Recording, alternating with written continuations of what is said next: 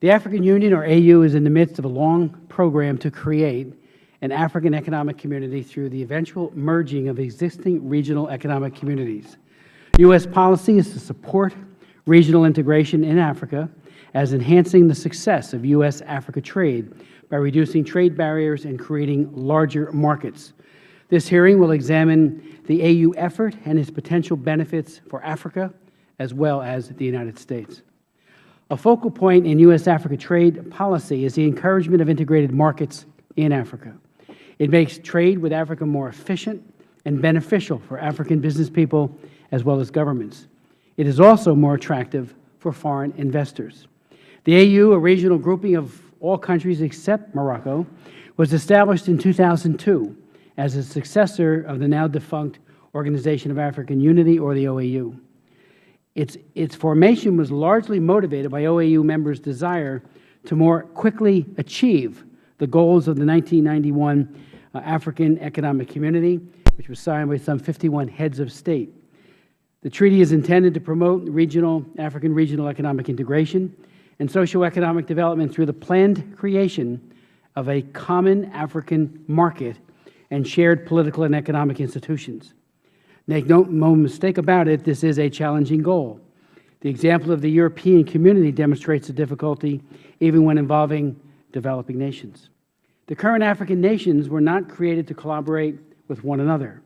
Varying languages, conflicting legal and commercial systems, often incompatible transportation infrastructures, make this worthy goal a major challenge, and there are other obstacles that make this effort even more daunting.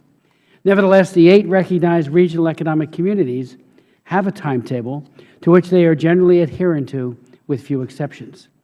The Arab Maghreb Union, a trade agreement comprising Algeria, Libya, Mauritania, Morocco, and Tunisia, is inactive and frozen due to deep political and economic disagreements between Morocco and Algeria regarding, among other issues, the matter of Western Sahara independence.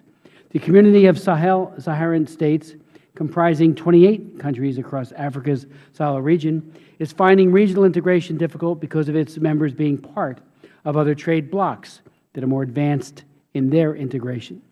Meanwhile, the Common Market for Eastern and Southern Africa, a free trade area with 19 member states stretching from Libya to Swaziland, has agreed to an expanded free trade zone and is also considering a comma visa scheme to boost tourism.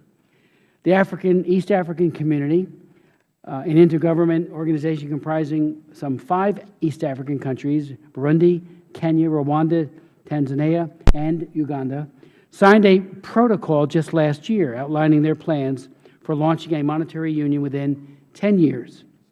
The Economic Community of Central African States, which includes 10 countries across the middle of the continent, formed a customs union with a free trade area between members and a common external tariff for imports from other countries as long ago as 1966.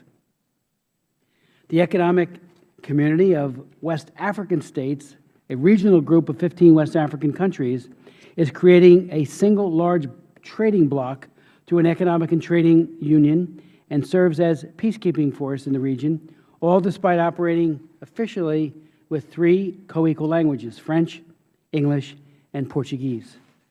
The Intergovernmental Authority on Development is an 8-country trading bloc based in East Africa and has transformed from an executive group with a focus on development and environment control to a larger structure as a regional economic community. The Southern African Development Community began as an anti-apartheid coalition fighting for majority rule in South Africa in the 1970s, but since majority rule came to South Africa in 1994, since it came there, it has become a traditional regional economic community, and like its West African counterpart, sometimes engages in peacekeeping operations. By 2017, a free trade union and customs union is supposed to be established in each regional economic community. The process is still stalled in North Africa and the Sahel, although there is progress elsewhere. This phase is now fully enforced in East Africa as well as West and Central Africa. In today's hearing, we are looking for recommendations on what the regional economic communities and their member countries must do to fulfill the AU's ambitious agenda. But we also want to examine what the U.S. government other donor governments and international financial institutions can do to enhance their efforts in this regard. Ostensibly, this assistance has been ongoing for some time now. We want to find out more about these efforts, and why they have not moved further ahead. We have with us an extraordinary panel of experts who have observed regional integration in Africa and in some cases have worked to promote it for more than a decade. We know what governments have said about the benefits of regional integration, and we have heard from the private sector about their preference for integrated markets. Today we want to hear from some who can provide and have provided the technical assistance necessary to make these goals a reality.